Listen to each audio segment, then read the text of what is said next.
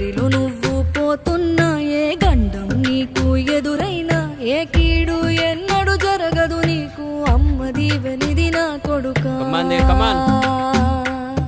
ఈ దిక్కులు నీతో కదిలేను ఆ చుక్కలి దిష్టి తీసేను ఏ గాలి ధూళి సోకదు నిన్ను అమ్మ దీవెనిది నా కొడుకా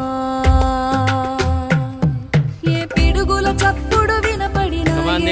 చోడికి నువ్వు భయపడినా ఈ చీకటి నిన్నేం చేయదులే